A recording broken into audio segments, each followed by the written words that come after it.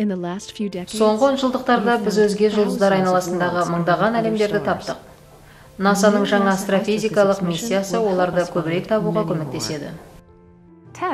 ТЭСС транзитті экзопланеталарды шолушы серік. НАСАның жаңа экзопланеталық миссиясы.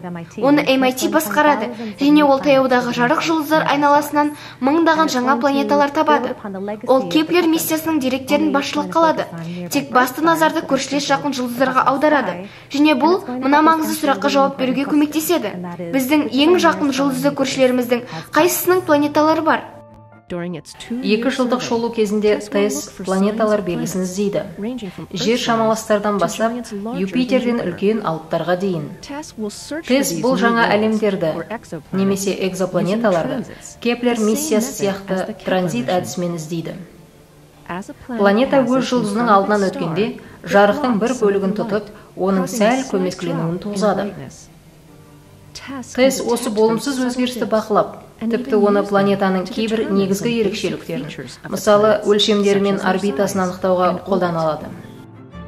ТЭССтің әр камерасы 24-24 градус шаршыны қамтитын 16,8 мегапиксельдік сенсормен жабдықталған. Оған тұтас бір шоқ жұлдыз сыйып кетеді. ТЭССтің осындай 4 камерасы бақылау секторы деп аталатын аспандағы вертикаль жолақты шолуға арналған. ТЭСС камераларының бақылау ауқымы олардың кез келген сәтте көре алатын аспан көлемі, сондай-ақ аспанның осынша үлкен бөлігін қамту қабілеті тұрғысынан теңдессіз. ТЭСС табылатын нысандар түрі жақын маңдағы жарық жұлдыздарының бәрін дерлік қамтиды. ТЭСС әр бақылау секторын 27 күндей бақылап, сосын келесісіне бұрылады. Осылайша оңтүстіктен солтүстікке қарай аспанның 85%-ның картасын жасайды. Бұл ауқым Кеплердің алғаш бақылағанынан 350 еседей артық. ТЭСС аспанды түгел дерлік зерттеген алғашқы экзопланеталық миссия болады. ТЭСС жоғары эллиптикалық орбитамен ұшады.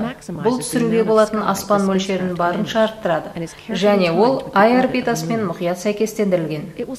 Ол 13,7 күндік айналымның көп бөлігін мәлімет жинауға жұмсайды. Кейін жерге жақындасымен деректерді хабарлай бастайды.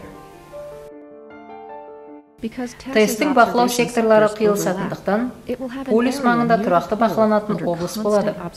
Бұл аймақты Джеймс Уэбб ғарыштық телескопы оңай бақылайды. Бұл екі миссияға бірлесіп жұмыс істеуге, алдымен экзопланетаны тауып, кейін оны мұқият зерттеуге мүмкіндік береді. ТЭСС табатын экзопланеталардың көбісі жарық жұлдыздарды айналатындықтан, Уэбб сияқты миссиялар планета атмосферасы жұтқан жұлдыз жарығының спектрін өлшей алады. Бұл оның құрамын көрсетеді. Ал жерден зерттеу арқылы бұл экзопланеталардың массасын анықтауға болады. Масса мен ТЭСС анықтаған өлшемдер тығыздықты көрсетіп, экзопланетаның ішкі құрылысын жақсырақ түсінуге мүмкіндік береді. ТЭССтің басты ерекшелігі ол Кеплердің іздеу тәсілін ұстанады. Бірақ оны аспанның бұрын экзопланеталарды іздеу барысында толық зерттеле қоймаған басым бөлігіне қолданады.